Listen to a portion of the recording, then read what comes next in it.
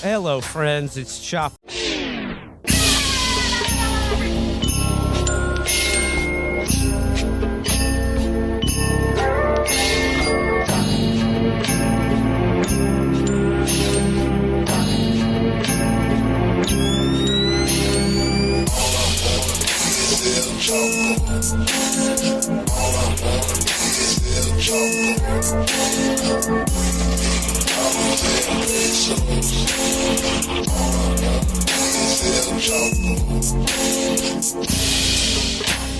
You also have a Tom Watson. That's very funny to me.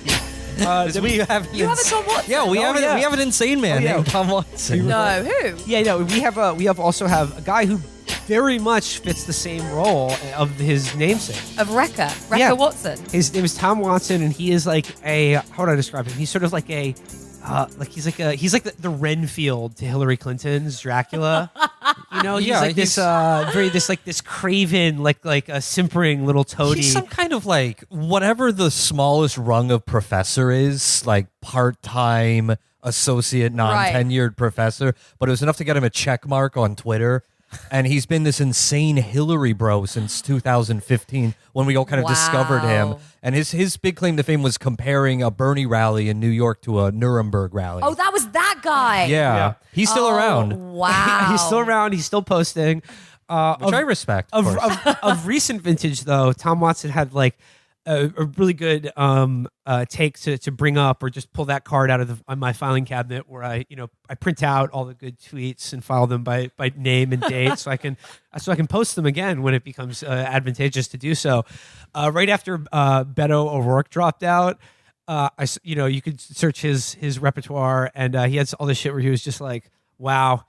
Now that Beto's like the Bernie phenomenon is over. And he was just like, all the young white bros are going to go for the next new better thing, and that's Beto. So how do these people bye Bernie just continuously get everything so wrong and yet cling on to their blue ticks and like bylines in, shit newspapers? Well, Tom Watson doesn't even get bylines. He's just in it for the love of posting. More conspiratorial-minded people think he's on the take or something, but no, he's just here for the love of the game. Which mad respect to Tom Watson, friend of the show, big inspiration.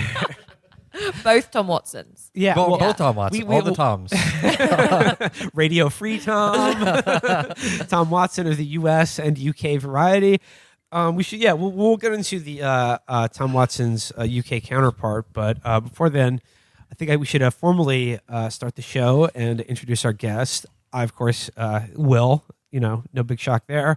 But Virgil is back with us here. I got Virgil. Oh, hey, yeah, it's Virgil. Yeah, hi. Virgil's back from Germany. Yes, I am, yeah. Our guest today from across the pond is Grace Blakely, who is a journalist and author based in the UK.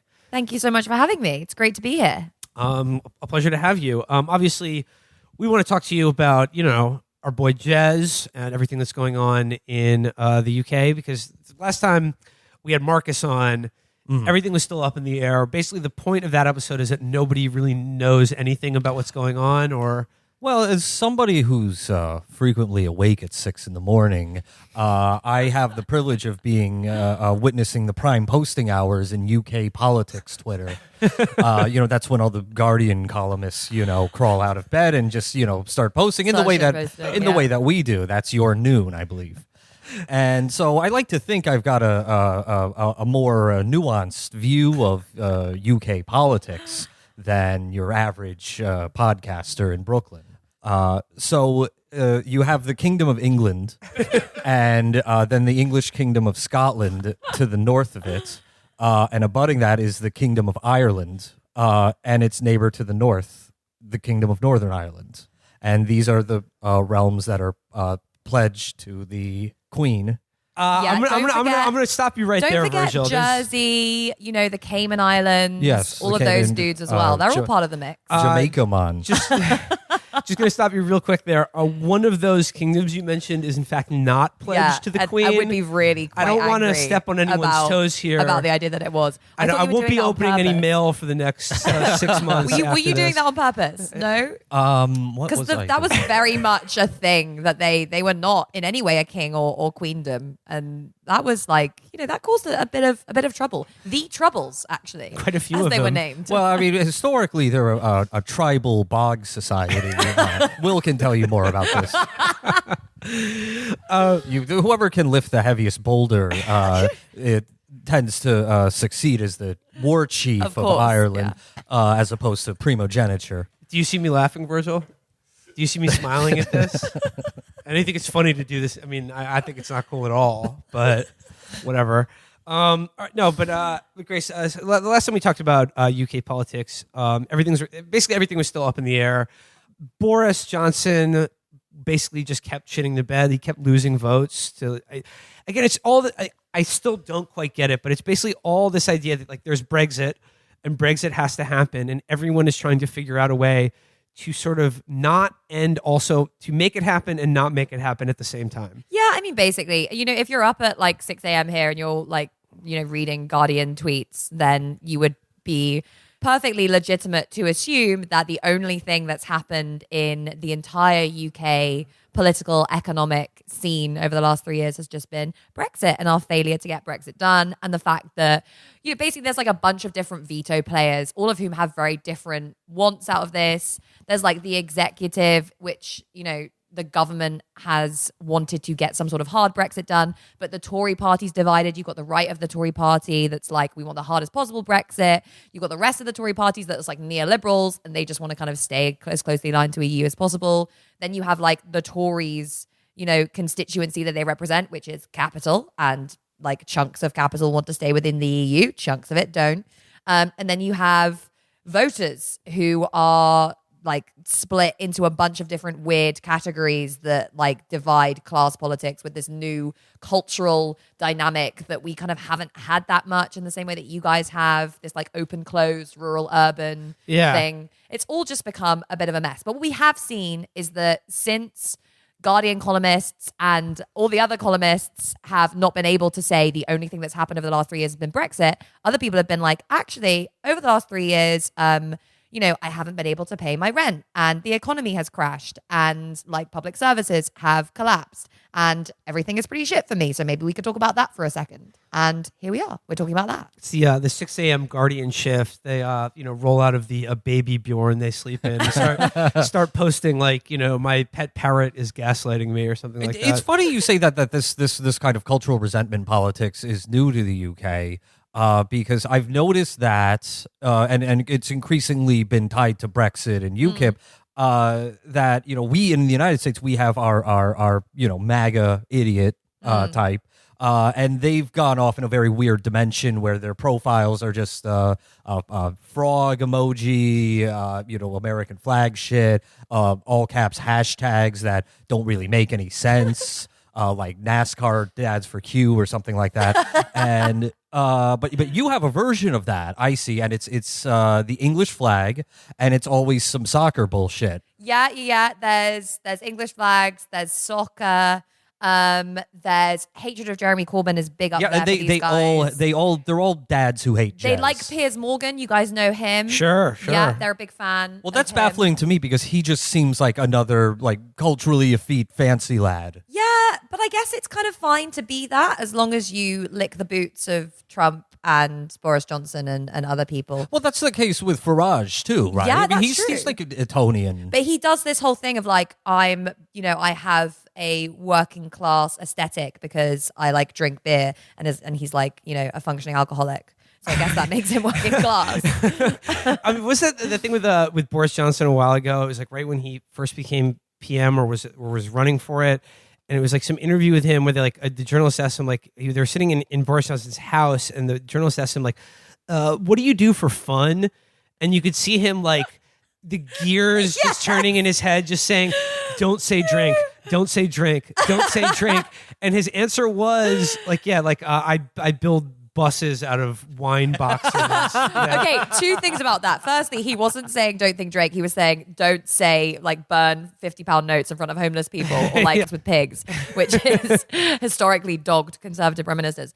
But the other thing is that the reason that he like there is a conspiracy theory, inverted commas, that the reason that he said this was that he like did a bunch of stuff to fuck over buses in the UK. And so when you search Boris Johnson buses, what comes up is not Boris Johnson's policies fucked over like bus franchising. It's Boris Johnson says a dumb thing about buses, which, I mean, it sounds too smart for him to do, but maybe that was it.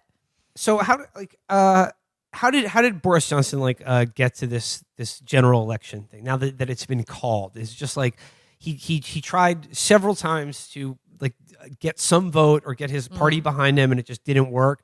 And now they have to call for a general election, or are they doing it strategically so that they can put labor like on like its back foot? Like, I think they think that like it's a little bit of both. So Johnson, I mean, he did want to get a deal through. So the whole thing we've been going through over the last couple of years is how do you get a Brexit deal that satisfies all those different veto players that I've talked about, because you need to be able to win over. Which is impossible because everyone has completely contradictory. Exactly. Then, incidentally, the little kingdom of Northern Ireland is now the big thing here, because the border between the North and the South is like going to be a hard border if the Tories, the right of the Tory party gets what it wants. And that was the intractable issue, because there really is absolutely no solution that even someone like Jez could fashion for that. Yeah. I mean, either there's a border or there isn't, right? And there was a bunch of, this is like peak neoliberalism, people thinking there's a technological solution for this thing that there is no technological solution for. Well, right. We'll tag every Irish person. Yes. And then use, RFID technology and then seamless open border. Yeah, exactly. So that was always going to fail. And then we got up to the date, which was Halloween, which was great. And then, the Parliament had basically passed a bill. It wasn't a bill, it was some sort of amendment to some motion, basically saying that if Johnson didn't get a deal by this date, which was 10 days before we were supposed to leave, then he had to, hand it back to Parliament and basically to prevent no deal. So we got to that point. Johnson still hadn't managed to pass his deal, which was basically just an amended version of Theresa May's deal.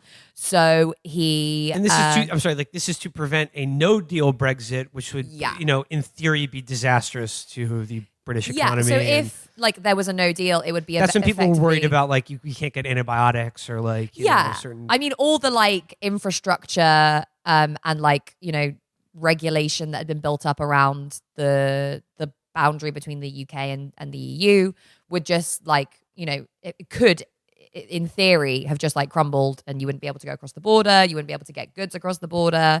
There would also be a whole bunch of implications for trade. You'd revert to WTO tariffs, which would be really bad for certain sections of industry. I mean, how would the airports even work at that point? Yeah, I mean, they were claiming that they had a load of stuff in place to make the transition as smooth as possible, but there was absolutely no, this has just never happened before. But trade deals have not been undone, right? And Johnson threatened that he's fine with the no-deal Brexit if he wanted to, seeing the failures of May, he wanted to deliver Parliament, a binary choice, either take my deal that I negotiate, which is necessarily going to be pretty much similar to the May deal with a handful of tweaks, so therefore still have the same fundamental problems, or, fuck it, we're leaving on October 31st. Yeah, I mean, there was basically this big game of chicken between the executive and the legislature in the UK, which is not something that we usually get. You guys get that shit all the time because you have an executive that's separate to Congress, right? But we have a prime minister who is elected by a legislature, is the head of the biggest party in the legislature, the one that's able to form a government. So it was really unusual to have a bunch of MPs being we aren't going to pass any of your bills, but also to have that person still in power. So you got to this point where basically Boris Johnson was you have to do what I want you to do, otherwise I'm going to hold no deal over you, as in you have to pass my bill or you're going to get no deal. And the legislature was no, technically we have a system of parliamentary sovereignty, the Westminster model, where Parliament is supposed to be the institution with all the power. So they were we're not going to let you force us to do this. So they tried to pass this amendment, which ultimately worked. He who holds the mace holds the power. Well, exactly. And this is the funny thing about the English constitution. Badjo, who was a 18th century constitutional theorist, famously said that there was a bunch of kind of all the aesthetic and the bells and whistles on the English Constitution, the mace carrying and whatever, basically served to conceal the fact that we have one of the most powerful executives in the world and it can just do whatever it wants. So actually, Badjo was kind of, he had a little, he was wrong because the legislature got it what it wanted. So is he the one who developed the rod tapping system? I don't know where the what woman you're in black referring has to pound the door with a rod. I have literally no idea. But see, please maybe this explain. belies things because this round of parliamentary nonsense in the States, at least, we've been getting like an extra dose of like all the goofy shit that the parliament has to do. This is how you guys been covering it. Yeah, right? exactly. Is like all this footage of like a woman dressed as like a 19th century judge. Like ceremonially pounding on the door with a black rod, and meanwhile, like the MS, like Katie Turner. I feel as you can see in this clip, the black rod has approached Parliament, initiating the acts of conservation between Queen and. Why is this the first time we're seeing that? Because theoretically, there's been footage of this. Like it happens every new Parliament, and it's good tape. It's entertaining. It looks like fucking nonsense. I feel like nonsense. it's because the libs love talking about constitutional shit, so they don't actually have to talk about the fact that capitalism is burning. They could just be like, oh, look at a funny man with the mace, like knocking on the door, right? But like I said, so what was the issue that so Boris's own party rejected this choice that he was offering them between my deal and the no deal Brexit? Basically, the game of chicken was resolved in favor of Parliament, which passed this amendment saying if you don't get a deal, you can't go for no deal. Right. As in, it's illegal for you to try and get no deal after if you don't have one by this date. So at that point, his options were limited. And there were some people that were like, we need a second referendum and another extension. Because, we've had all these bunch of extensions to the date we were supposed to leave the European Union, which has been a whole thing in and of itself. But in the end, he went for an election. Him and his strategist, who is the kind of much maligned, evil puppeteer figure in the background, Dominic Cummings, kind of the Steve Bannon of Johnson's Trump. So, yeah, that happened. Cummings thinks that he's going to be able to have this election, which will be people versus parliament. This kind of right populist, very Trumpian strategy to try and win the UK Rust Belt, I guess, states in the places in the north of the country that have been decimated by financial globalization and capitalism, but which also have some pretty regressive views on immigrants. They think they can just play up to that with Brexit and say we'll also do some infrastructure spending and win the north. The trouble is, those parts of the country hate the Tories because of Thatcherism. And that's still a big thing that is remembered there. So it's probably not going to work. Yeah, I mean, isn't the northern parts of the country the strongest for not just labor, but momentum labor and for jazz overall? I mean, places like Manchester, some of the cities in the north, definitely. Durham is obviously, you have the Durham Miners Gala there every year. I think, people think, especially people in the south, think of Thatcherism as something just, came and went and it gave us a nice modern economy with a big finance sector and whatever. But the legacy of that, which is just this profound deindustrialization, the literal tearing apart of the fabric of communities, is still very close in a lot of parts of the north of the country. And the